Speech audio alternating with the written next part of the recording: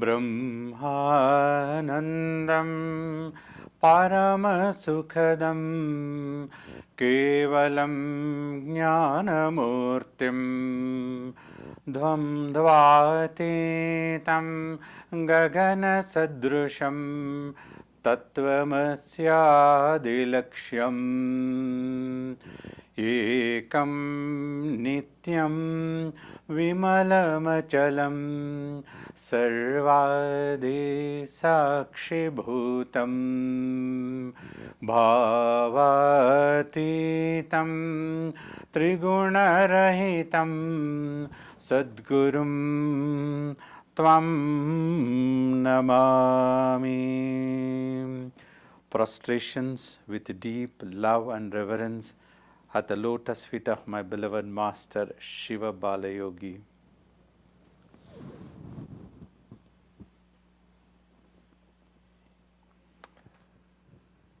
My name's Agastya. I'm a devotee of Shiva Rudra Balayogi. I met him in 2004 when he first came to the United States. Met him in Hood River, Oregon, in the Columbia Gorge. At that time, I was not involved with the Guru. I've been serving Maharishi Mahesh Yogi for many years and in Sri Ma, and I had a strong inner connection to my inner Guru, but quickly became attached to Baba in his teaching, his humility, and have been setting up his tours for the last 7 years in the United States. This is his 7th year to be in the U.S., teaching meditation and sharing the wisdom that he obtained during tapas and from his guru Shiva Balayogi. Meditation means paying attention.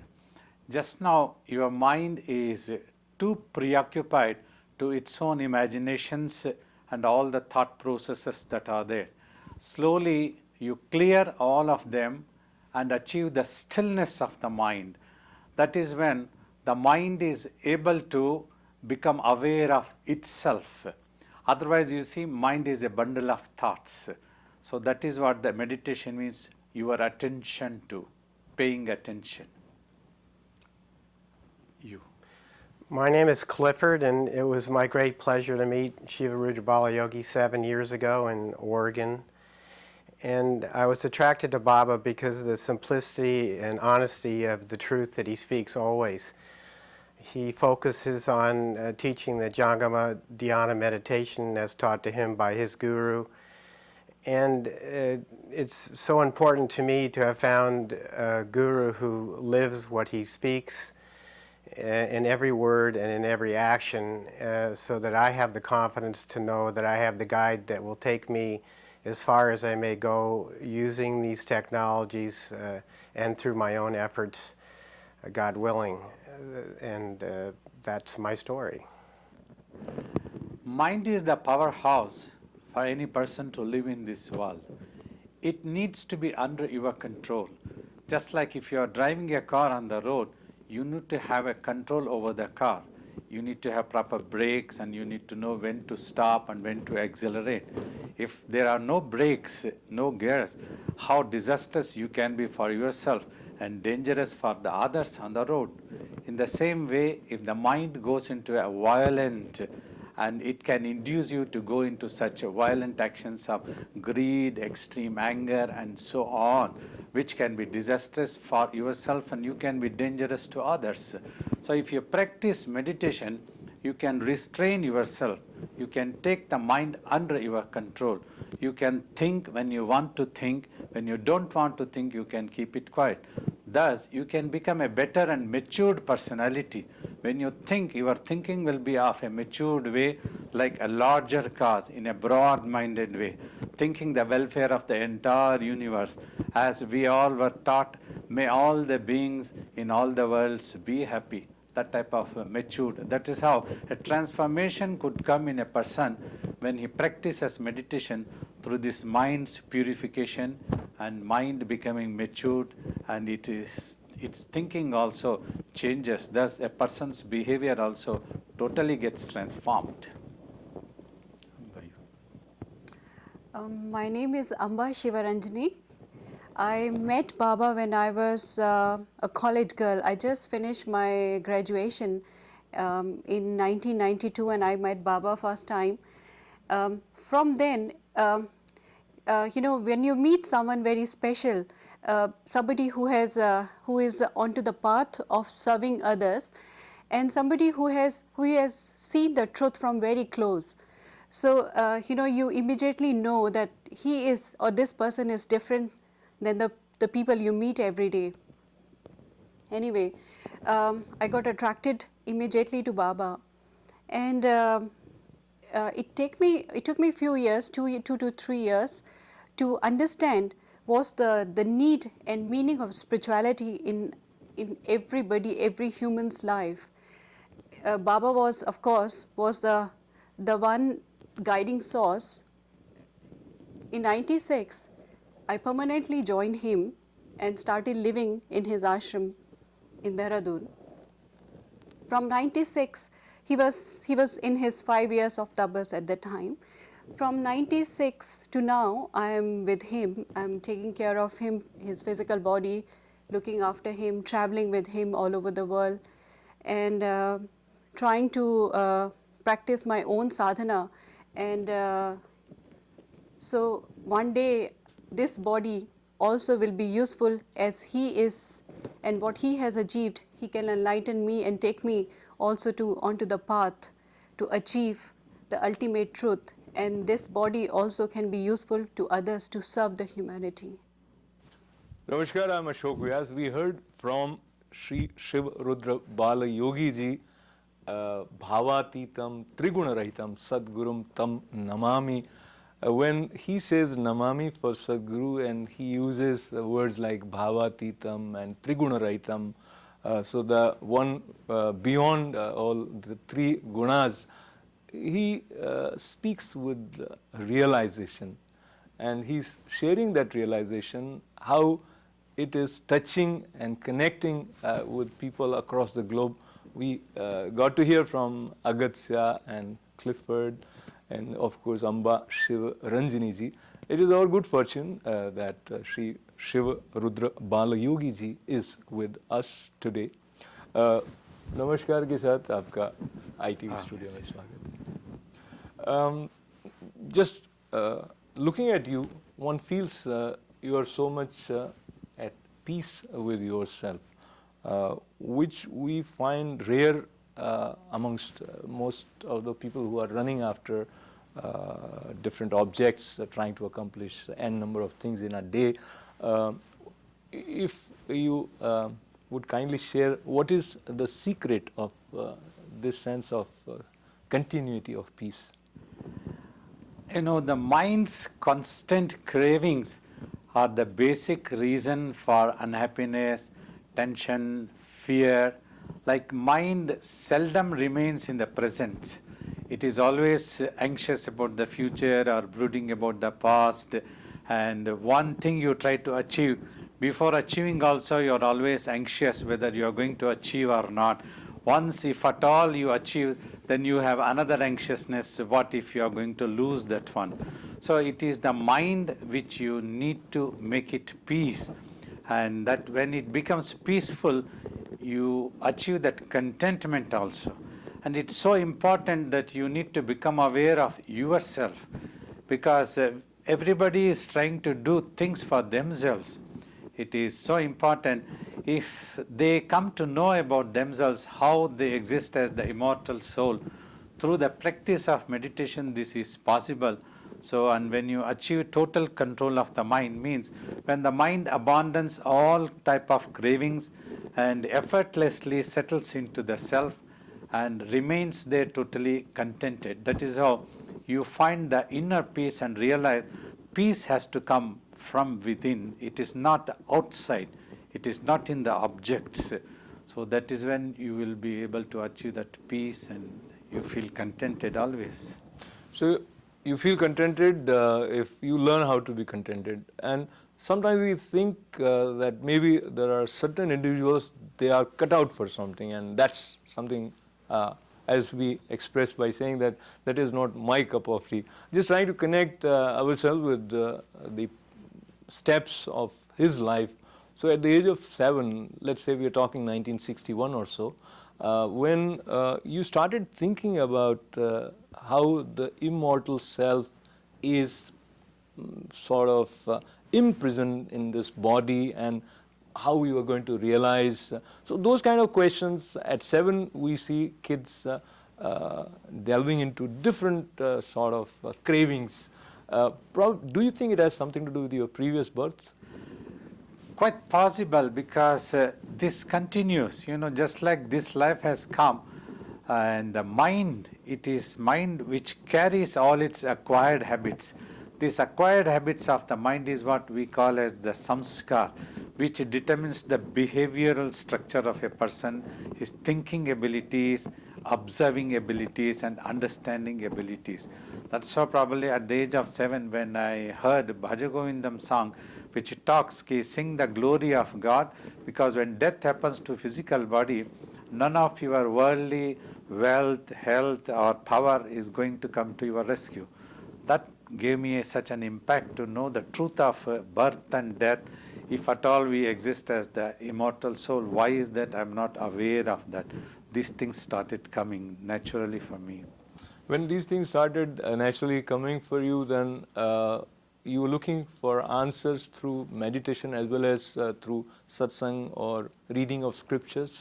Though at the time, immediately I didn't know that meditation would bring an answer. It started with contemplation and I wanted to find an answer. Then slowly I happened to read some teachings of Adi Shankara and then the great sage Ramana Maharishi, Ramakrishna Paramahamsa. This gave me an insight that meditation would be the real solution through which we can become aware of the truth. Then I started praying to God and dreaming that may you bless me to find such a guru who would have liberated himself and who can lead me to such liberation.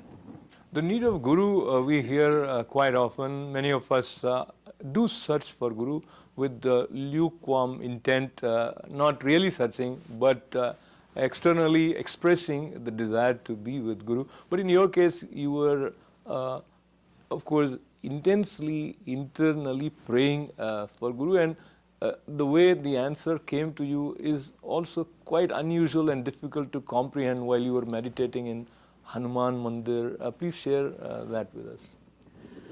Yeah, since childhood somehow the essence of guru we all came to know through our parents and some of the beautiful teachers that we met in primary school, nursery primary school, who always used to tell the basic meaning of guru is the one who dispels the darkness of ignorance. And also one of my primary school teacher used to tell a guru-disciple relationship is like a just born baby and its mother's relationship. It learns to take steps and it learns to say few words through the mother. Thus, in our Indian culture philosophy, Mata, Pita, Gurur, Devo Bhava. Mother is considered as the first guru. So that is how I came to know that the essence of guru. And then I started dreaming of having such a guru also.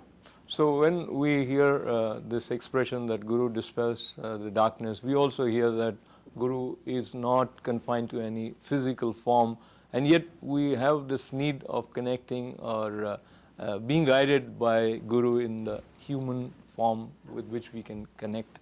Of course, guru is all pervaded. He is inside also, the inner guru. But however, I have felt, and I do say when people ask this question, if there is a realized soul is available in a physical body, it's like a bonus. The language that you know, if he can guide you in that language, if he can clarify all your doubts, like being a torch bearer, he can give you the technical method, how you have to start, how you proceed. Also, it is such a guru who would inspire you all the time and keep you going. Come on, never lose hope, never give up. You must achieve it. If I have done it, you also can do it. So that's the job of a guru.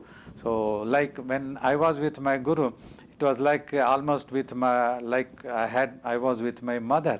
It was such a beautiful relationship that he taught. And he took care, he was so affectionate, but he would never compromise on learning. He was very tough when it came to teaching. So such a beautiful relationship got built up because of these visualization.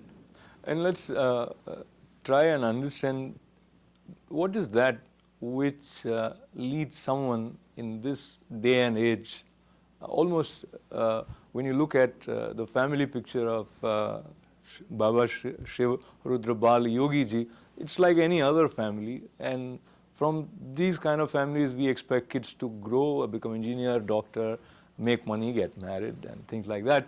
But in your case, at the age of 24, you formally were initiated as a sannyasi. Please recollect that moment, how it happened in terms of your inner preparation as well as willingness of Guru to accept you. Well, after that experience, I started always visualization, dreaming that such a guru would come in my life. And then when I saw the lives of Swami Vivekananda type, and I got attracted to this sannyas, because naturally somehow I never felt interested that I could be in this world, and I went on to know the real meaning of the song of Bhaja Govindam, and I knew that I am not fit to be in this world for a married life to earn. So always I used to think, like, we go on earning a livelihood for ourselves, and if we don't do that one, we will die. If we go on doing also, one day we die. Then what is after that? Are we going to become extinct? Are we going to exist in some other form? And also there was another thing, if there is happiness, it should be always there, permanently, 12 months and 24 hours. That was my visualization. Why is there fluctuation of sometimes pain, agony, anxiousness? Is there something wrong in me or something wrong in this world? So all this led to a dreaming of becoming a monk also. Sannyas means totally sacrificing and just ready to accept the things as it happens without having any particular desires. So finally when I joined my master, though initially I didn't have an idea of becoming formally a sannyas, but the temperament was already there. Probably that's what my master watched me. So like a baptizing way, once we went to have a bath in the Rishikesh holy river Ganga. I used to have a sacred thread, that Genevu, on my body as my caste. We were initiated into Gayatri mantra in a very young age, and I used to practice that mantra chant also. On seeing that, my master was a bit furious. He didn't like the idea that I might get into an egoistic thing that I belong to a higher caste. Because my master was a very unique teacher. All humans are equal, all religions are equal and honorable.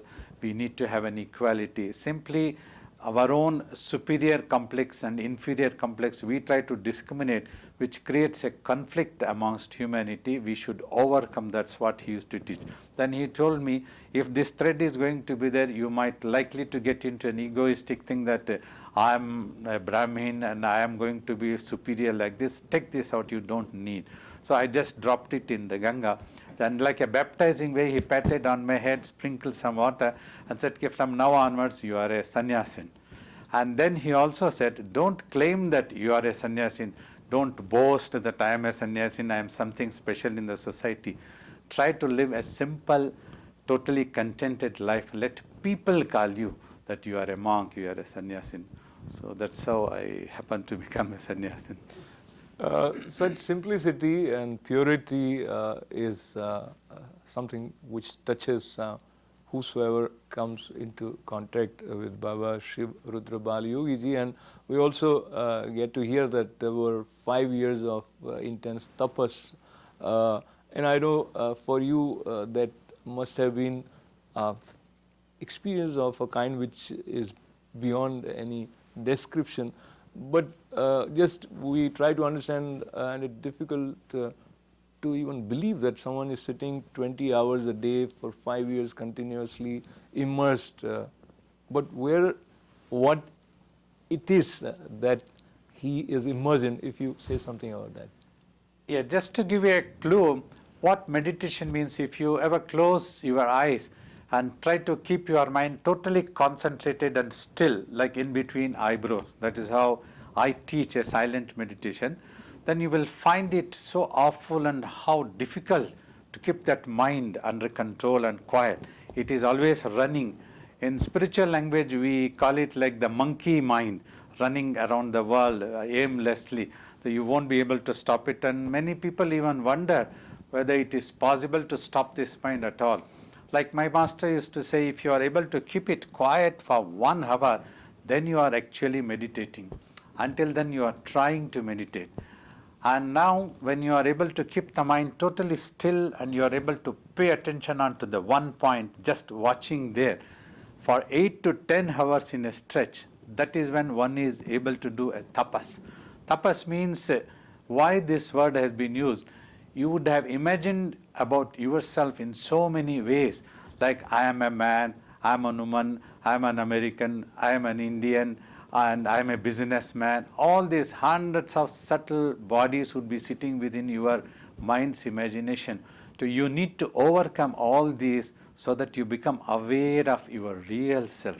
So when you put all these, when you burn all this in the practice of meditation, the long time when you are able to keep it quiet, the mind learns all its mistakes and realizes that everything is there because of my own imagination. All the judgments I have done, all the ideas I have got into, all the labelings that I have done in the mind, it realizes and gives up totally, and it gathers and goes introvert, then remains there contented, and it becomes aware, because mind is made up of consciousness and energy.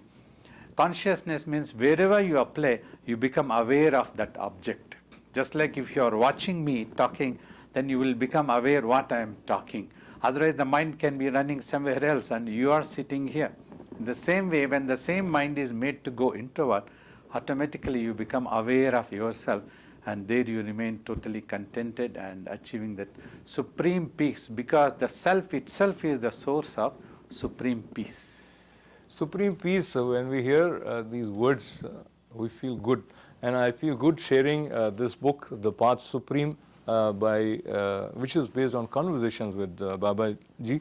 And there are other books and DVDs which are based on his interaction and his lectures.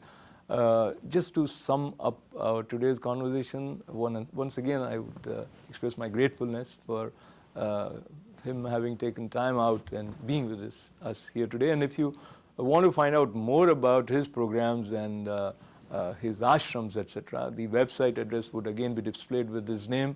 That would tell you more details about that.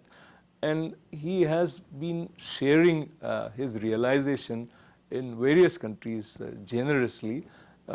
Just to sum it up, there has been reference that of course meditation is important, but how, whatever you are doing, how it can become a sadhana. Would you give briefly some suggestions? Like when you live in this world, there is no problem if you have a desire. So you need to put an effort. When you are putting an effort, you need to be focused in your action. And when the result comes, you need to accept whether it happens according to your expectations or it may not happen according to your expectations. But if you allow your mind to go into a brooding or a frustration, you lose peace. You need to accept reality. That is what the karma yoga that is taught, because there is no universal guarantee that all your effort shall bring the same type of result that you are expecting. If it is winter season, your mind might expect to have a summer season. So you need to accept that winter season like that. If you get a $10, and then you need to accept. If your imagination is as less as possible, you will see that in the life God is giving you surplus and you will always be happy. That's how in Bhakti Marga also, due to imagination, the mind has gone out of control. Using the same imagination, like an idol worship or place of worship, anything is like a symbolically it is taught. Though the divine is all pervaded, using a symbol, you try to focus your mind and make it single pointed. That is how eventually you can achieve satisfaction everywhere. Your every action, your every way of life can become a sadhana for you. As my master said, you don't have to run to forests and caves to practice meditation, and you can be in any way of life. Like becoming a monk or becoming a householder is just a way of life. But everybody has to do sadhana to control the mind, then only you can have that satisfaction, that peace, and also you can become aware of yourself. Become aware of yourself. The conviction comes to us from Sri Shiv Rudra Balayogi ji that whatever you do, it could be filled with continuous satisfaction and happiness, and you don't have to lose it. So we gain so much by being with sages like him. Once again, it was such an honor and pleasure to have you here with us. Thank you very much for Thank you very much, Ashokji. I feel so much honored and having given me this opportunity to share my experience to the audience, and all my best and love and blessings to may all the beings be happy in all the worlds. On that note of happiness, thanking all of you for being with us. This is Ashok Vyas.